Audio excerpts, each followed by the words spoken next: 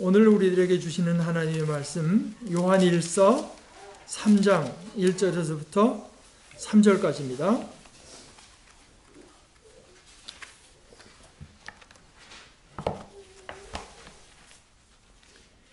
아버지께서 우리에게 얼마나 큰 사랑을 베푸셨는지를 생각해 보십시오.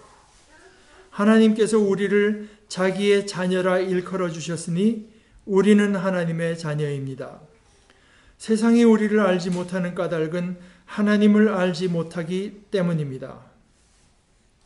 사랑하는 여러분, 이제 우리는 하나님의 자녀입니다. 앞으로 우리가 어떻게 될지는 아직 밝혀지지 않았습니다만 그리스도께서 나타나시면 우리도 그와 같이 될 것임을 압니다. 그때 우리가 그를 참 모습대로 뵙게 될 것이기 때문입니다. 그에게 이런 소망을 두는 사람은 누구나 그가 깨끗하신 것과 같이 자기를 깨끗하게 합니다. 하나님의 말씀입니다.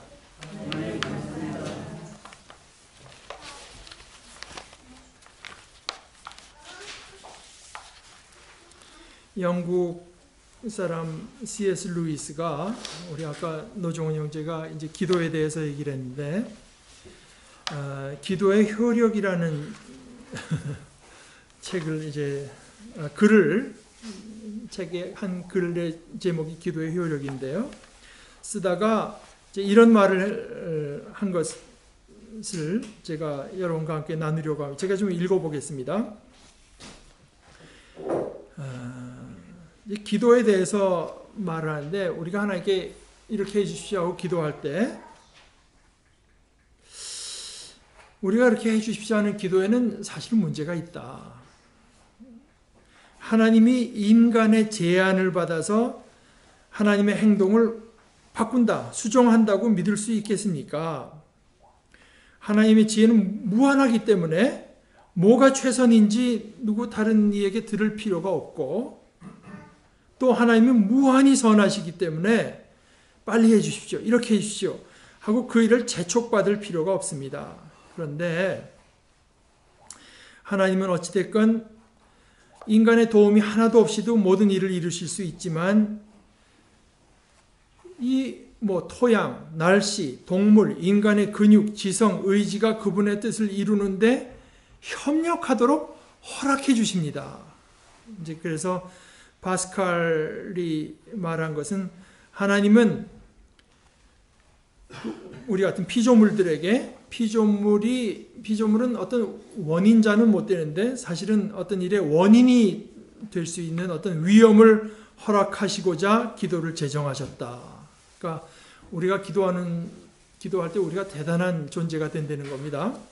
그런데 이 C.S. 루이스의 생각은 거기에 동의하면서도 기도만 그런 게 아니라 우리가 크리스찬으로 하는 행동도 마찬가지입니다. 그래서 우리가 기도하고 우리가 순종하고 행동할 때 하나님의 어떤 마음, 하나님의 전반적인 뜻이 달라질 리는 없지만, 그러나 그 하나님의 뜻이 실현되는 방식은 달라질 것입니다. 기도는 그런 변화를 이끌어내는 행동 가운데 하나입니다. 이런 말을 하면서요, 하나님은 우리 피조물들에게 위임해 줄 수 있는 일을 절대 혼자서 처리하지 않는 것 같습니다. 그분은 자신이 하시게 되면 눈 깜짝할 사이에 친히 완전하게 하실 수 있는 일을 그걸 우리한테 맡겨서 느릿느릿 어설프게 하게 하십니다. 그분이 맡기신 일을 우리가 소홀히 하는 것 또는 실패하는 것까지 다 허락해 주십니다. 우리와 같은 참 작은 존재, 유한한 자유의지를 가진 자들이 어떻게 전능자와 협력할 수 있는지, 공존할 수 있는지 우리가 온전히 깨닫지는 못할 것입니다. 하지만 하나님은 매 순간마다 마치 자진해서 하나님의 신적인 권위, 하나님의 권위를 우리에게 이양하시는 것처럼 보입니다. 그래서 우리는 그저 받기만 하는 자 또는 구경만 하는 자들이 아니고요. 오히려 우리는 그 하나님의 경기에 참가할 특권을 받은 자, 그 안에서 협력해서 우리가 가진 보잘것없는 작은 삼지창을 휘둘러야 하는 자들입니다. 이 놀라운 과정은 우리 눈앞에서 하나님께서 이루시는 그 창조가 우리 눈앞에서 이렇게 벌어지는 것, 눈앞에서 창조가 진행되는 것에 불과할까요? 물으면서 이 사람의 결론은 하나님은 이런 과정을 거쳐서 우리 아무것도 아닌 존재를 대단한 존재로, 아니 신들로 만드십니다. 하나님의 자녀로 말하자면 만드십니다.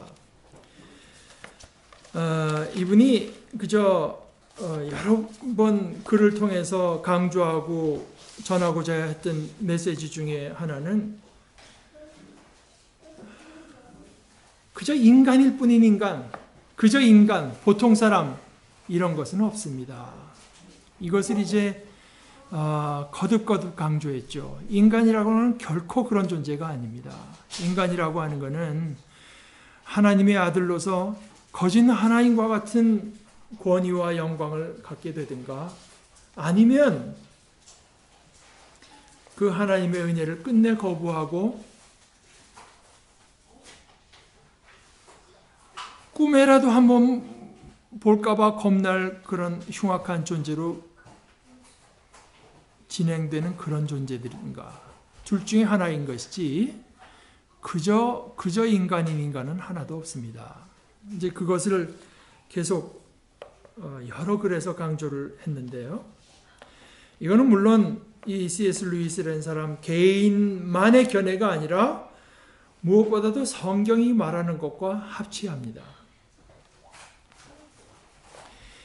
이 세상에 인간이 많은데 이 인간이라고 하는 것은 다시 말해서 저나 여러분 모두는 도대체 무엇 때문에 존재하는 걸까요? 무엇 때문에 인간이 있어야 됩니까? 하나님께서 우리 인간을 만드셨는데 무슨 목적을 가지고 우리를 만드신 것입니까? 성경은 우선 그 이야기로 시작하죠. 창세기 1장 26절 27절에 이렇게 말을 합니다. 하나님이 말씀하시기를 우리가 우리의 형상을 따라서 우리의 모양대로 사람을 만들자. 그리고 그가 바다의 고기와 공중의 새와 땅 위에 사는 온갖 들짐승과 땅 위를 기어다니는 모든 길짐승을 다스리게 하자 하시고 하나님이 당신의 형상대로 사람을 창조하셨으니 곧 하나님의 형상대로 사람을 창조하셨다. 하나님이 그들을 남자와 여자로 창조하셨다. 이 말씀대로 하게 되면 하나님께서 우리 인간을 만드신 목적은 짐승들을 다스리라고. 짐승들을 다스리라고. 특별히 식물들과 달라서 짐승이라고 하는 건 나름대로 자기 의지가 있잖아요. 그것들을 다스리라고. 다스리는 존재가 필요해서 우리 인간을 만드셨다. 그런데 거기서 조금 더 나아가서 그 다음 절에는 이렇게 또 말합니다. 창조하시고 나서 하나님이 그들에게 복을 베푸셨다. 하나님이 그들에게 말씀하시기를 생육하고 번성하여 땅에 충만하여라. 인간이 땅에 안간데가 없이 충만해야 된다. 왜냐하면은 땅을 정복하여라. 땅을 정복해야 되기 때문에. 이 땅이라고 하는 것은 하나님께서 만드셨는데 그냥 인간 없이 둬서 족한 것이 아니라 정복하는 존재가 있어야 된다. 바다의 고기와 공중의 새와 땅 위에서 살아 움직이는 모든 생물을 다스려라 하셨다. 땅을 정복하고 생물을 다스리게 하기 위해서. 그러기 위해서 말입니다. 그러기 위해서 하나님께서는 인간을 하나님 닮은 모습으로 하나님의 형상을 따라서 하나님의 모양대로 우리 인간을 창조하셨습니다. 하나님의 땅이니까, 하나님께서 만든 짐승이니까 뭔가 하나님 같은 존재들이 하나님의 대리자가 돼서 땅도 정복하고 짐승들도 다스려야 되겠다. 하나님을 닮은 대리자로 하나님께서 창조하신 하나님의 세상을 정복하고 다스리는 것이 여러분과 제가 창조된 목적입니다. 이 세상에 존재하는 목적. 하나님을 닮지 않은 채로, 하나님과는 전혀 다른 생각을 하는 채로, 하나님의 뜻에 의지에 어긋나는 그 모습대로 땅을 정복하거나 짐승을 다스리면 안 됩니다. 이 땅을 다스리고 땅을 정복하고 짐승을 다스려야 되는데 그것은 어디까지나 하나님의 뜻에 합치해서 이 하나님의 세상을 잘 다스리기 위해서 어떤 그런 권한을 주신 것이지, 그러니까 우리는 하나님의 모습을 지닌 채로 이 땅을 다스려야 되는 것이지, 그것이 없는 채로 땅을 정복하고 짐승을 다스릴 때 어떤 모습이 되는가 하는 것이 지금 우리 인류가 보여주고 있는 많은 모습들입니다. 하나님을 닮지 않고 땅을 정복하거나 짐승을 다스릴 때 그것은 하나님께서 지으신 세상을 망가뜨리는 것일 뿐만 아니라, 그때 무슨 일이 일어나는가? 하나님을 닮지 않고 하나님과 어긋나는 존재가 와서 자기들을 다스리고 정복할 때 이 온 피조물은 고통받으며 속으로 신음한다고 해요. 신음한다. 그렇기 때문에 이 온 피조물은 하나님을 닮은 하나님의 자녀들이 나타나기를 간절히 기다리고 있습니다. 이것이 로마서 8장 18절에서 22절 사이에 바울 사도가 하는 이야기입니다. 제가 읽어보겠습니다. 8장 18절, 현재 우리가 겪는 고난은 장차 우리에게 나타날 영광에 견주면 아무것도 아니라고 나는 생각합니다. 피조물은 하나님의 자녀들이 나타나기를 간절히 기다리고 있습니다. 피조물이 허무에 굴복했지만 그것은 자의로 그렇게 한 것이 아니라 굴복하게 하신 그분이 그렇게 하신 것입니다. 피조물이 저도 요즘에 병을 앓고 좀 살을 빼야 되겠다 지금 많이 고생을 하고 있지만 별 고생을 해야 되는데 좀 덜 하고 있습니다. 그런데 이렇게 제가 그러니까 제가 좀 말할 수 있는데 옆에 먹을 게 없어서 고통하는 사람이 있는데 그것이 제 입에 이렇게 필요 이상으로 들어가게 되면 그 음식이 신음한다는 얘기입니다. 나무에서 종이를 만들어 가지고 성경으로 쓰이는 나뭇잎도 있고 포르노 잡지를 만드는 데 쓰이는 종이도 있습니다. 그러면 그 나뭇잎이 신음한다는 얘기입니다. 쇠를 만들어서 튼튼한 다리를 만드는 데 쓰이는 철광석도 있는 반면에 사람을 죽이는 무기에 동원되는 쇠들도 있습니다. 그럼 쇠들은 신음한다는 겁니다. 하나님의 자녀가 나타나서 자기를 하나님을 영화롭게 하는데 써줬으면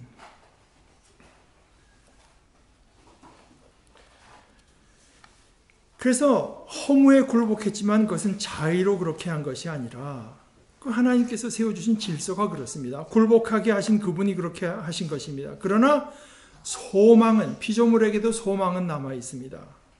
그것은 피조물도 썩어짐의 종살이에서 해방되어서 하나님의 자녀가 누릴 영광된 자유를 얻으리라는 것입니다. 모든 피조물이 이제까지 함께 신음하며 함께 해산의 고통을 겪고 있다는 것을 우리는 압니다. 그래서 지금 방금 얘기한 것처럼 이 피조물이 고통하고 신음하는데요, 이 피조물이 겪는 고통이 이게 해산의 고통인 것을 기억할 필요가 있습니다. 그래서 단순히 아파서 신음하는 것이 아니라 무언가가 태어나는 과정이라는 말입니다. 무언가가 태어나고 있어요. 그래서 이어서 23절에는 뭐라고 말을 하고 있는가 하면은, 그뿐만 아니라 첫 열매로서 성령을 받은 우리도 자녀로 삼아 주실 것을, 곧 우리 몸을 속량하여 주실 것을 고대하면서 속으로 신음하고 있습니다. 그런데 여기 좀 이상한 게 있습니다. 우리가 다 하나님의 자녀 아닙니까? 우리가 다 하나님의 자녀인데 지금 오늘 읽은 우리 요한일서 3장 1절의 말씀도 그렇잖아요. 하나님께서 우리를 하나님의 자녀로 불러주셨습니다. 그러니까 우리는 하나님의 자녀입니다. 하나님의 말씀은요, 하나님께서 그렇다고 하면 그런 겁니다. 인간들이 아무리 우겨도 소용없습니다. 하나님께서 우리를 하나님의 자녀로 부르셨기 때문에 우리는 그냥 하나님의 자녀입니다. 그런데 하나님의 자녀라고 하고 나서 지금 이야기는 어떻게 됩니까? 자녀로 삼아 주실 것을 고대하면서 속으로 신음하고 있습니다. 그럼 얘가 어떻게 됩니까? 이게 무슨 뜻이겠습니까? 여기서 그 하나님의 자녀로 삼아 주실 것을, 그것을 받아서 뭐라고 말하고 있는가 하면은 곧 우리 몸을 속량하여 주실 것, 이것이 그 뜻이라고 말을 했는데요. 다시 말해서 우리 몸이라고 하는 것은 제 뭐 살갗, 근육, 뼈 이것만을 말하는 것이 아니라 구체적인 존재로서의 나를 말하는 것입니다. 몸을 입고 존재하는 나, 몸으로 존재하는 우리가 하나님의 다스리심 안에 온전히 있게 될 그것을 고대한다는 이야기입니다. 요한복음 1장 12절에 영접하는 자, 곧 그 이름을 믿는 자들에게는 하나님의 자녀가 되는 권세를 주셨다. 우리가 그리스도를 믿고 하나님의 자녀가 된 것이 맞습니다. 그러나 우리는 아직도 우리가 하나님의 자녀로서 누릴 것을 온전히 누리지는 못하고 있습니다. 우리의 마음과 우리의 생각과 우리의 감정과 우리의 행동은 아직도 많은 부분에 있어서 죄와 죽음의 영향권에서 벗어나지 못했습니다.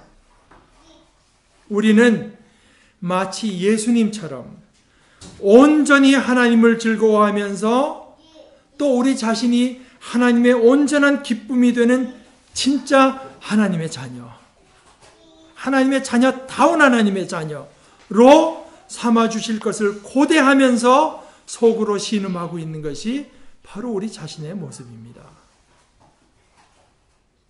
그리고 그것이 참으로 우리가 누구인가, 그것이 우리의 생명이며 그것이 우리의 참 자아, 셀프입니다.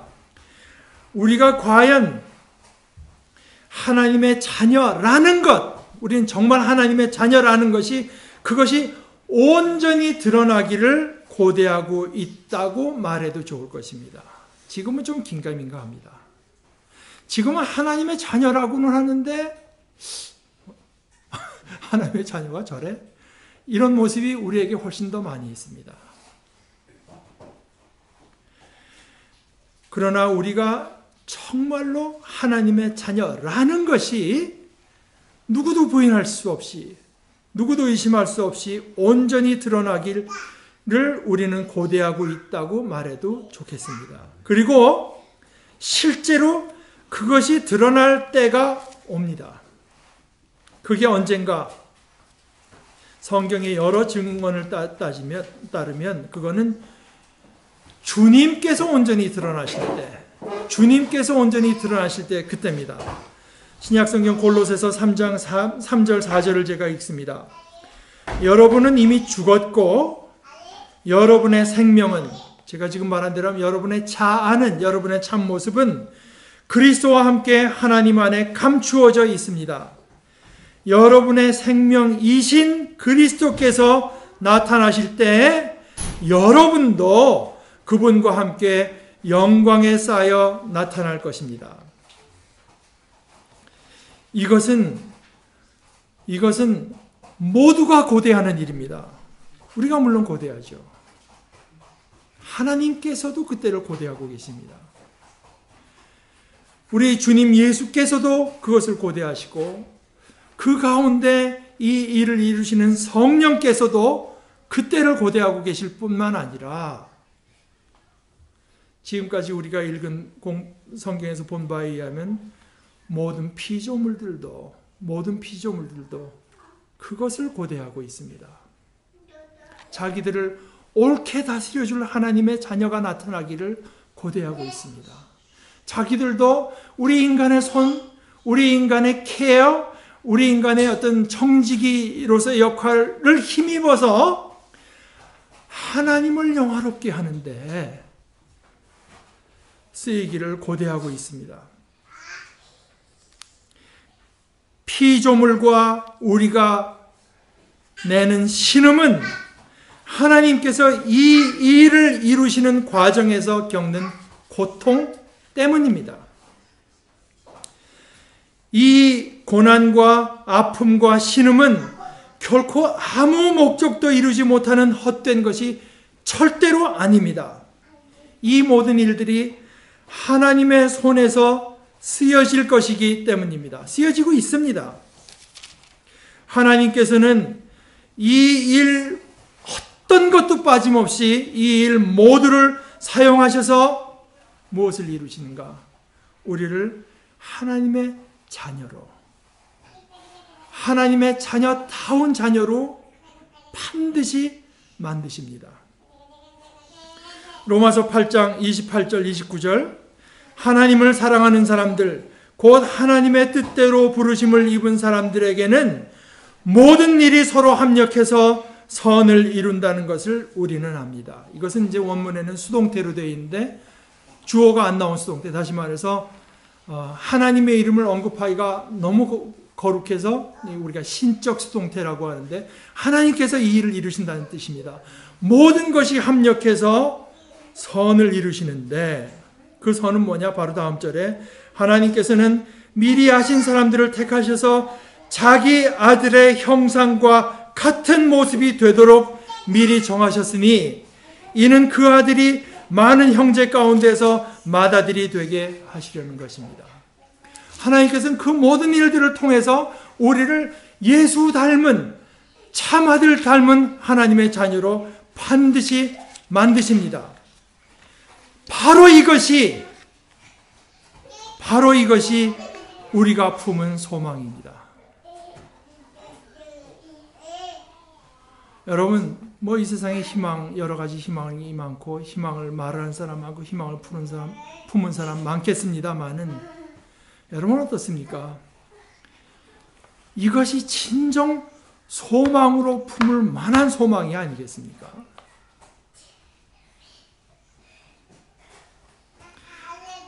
이 소망을 품은 우리는 무엇을 할까요?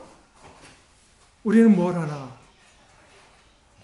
참 하나님의 아들 되신 그분, 독생자라고 요한복음엔 번역했으나 그는 예수님이 하나님의 아들로서 한 분만 있다는 뜻이 아니라 영어로 말하자면 one of a kind, 그런 아들로서는 한 분밖에 없는 그분. 그래서 이제 김세윤 교수는 독종자라고 번역했는데 그건 좀 어감이 안 좋지 않습니까? 하여간 그런 뜻에서 외아들이라고 번역해도 좋겠습니다만은 그 독생자를 우리가 바라봅니다. 과연 하나님의 자녀된 모습은 어떤 것인가? 그러면서 그 독생자를 바라보면서 그의 영광스러운 모습을 우리 자신이 입어갑니다. 우리가 몸을 입고 아직도 있는 죄의 세력 가운데 사는 동안은 그 아드님의 형상이 보이긴 하는데 희미하게밖에는 알 수 없습니다. 그러나 부분적이고 희미하게밖에는 알 수 없어도 우리는 사모하는 마음을 품고 그 모습을 바라봅니다. 그래서 고린도후서 3장 18절에 이렇게 말합니다. 우리는 모두 너울을 벗어버리고 주님의 영광, 예수님의 영광을 바라봅니다. 이렇게 해서 바라봐서 우리는 주님과 같은 모습으로 변화하여 점점 더 큰 영광에 이르게 됩니다. 그러면서 하시는 말씀이 이것은 영이신 주님께서 하시는 일입니다. 이것이 가능한 이유, 그리고 이것이 이루어지고야 말 까닭은 이것이 우리가 하는 일뿐만이 아니라 영이신 주님께서 하시는 일이기 때문입니다. 같은 내용을 빌립보서 3장 21절에서는 조금 다르게 표현하는데, 그분은 만물을 복종시킬 수 있는 권능으로 우리의 비천한 몸을 변화시키셔서 자기의 영광스러운 몸과 같은 모습이 되게 하실 것입니다. 이것은 주님께서 하시는 일입니다. 그러니까 이루어지고야 말고, 그러니까 되고야 맙니다.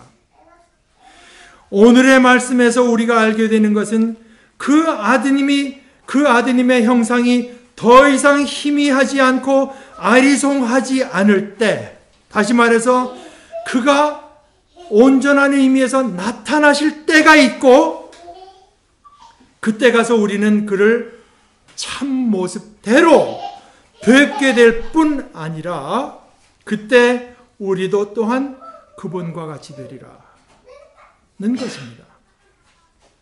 이게 그것이 순식간에 되는 일은 아닐 거라고 저는 짐작하지만, 물론 제가 그것을 알 수는 없습니다. 그러나 그 일이 이루어지리라는 약속을 받은 것만은 확실합니다.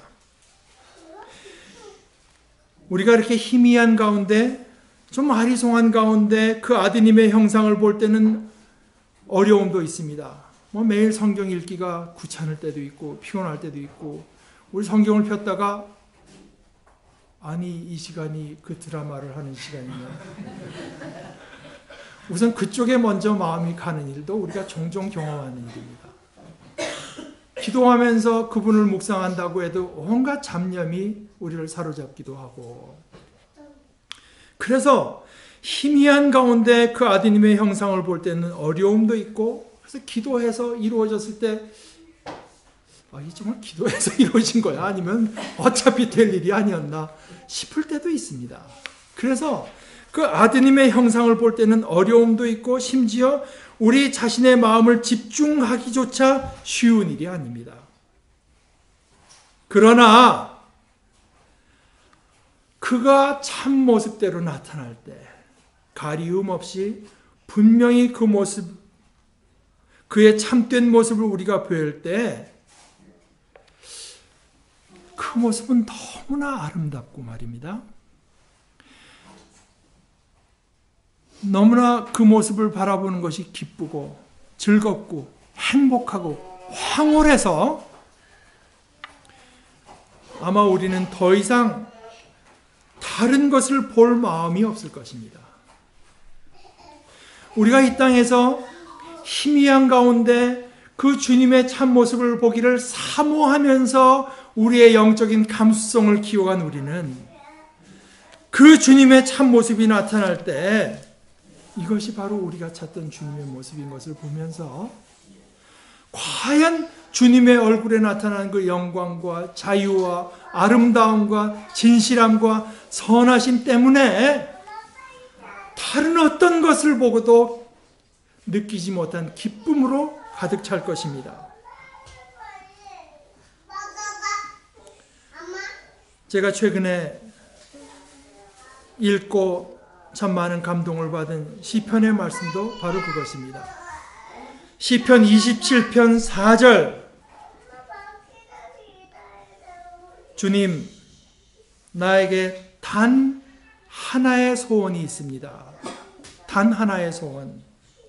나는 오직 그 하나만 구하겠습니다. 그것은 한평생 주님의 집에 살면서 주님의 자비로운 모습을 보는 것과 성전에서 주님과 의논하면서 살아가는 것입니다. 주님의 모습을 보면서 주님과 이야기하면서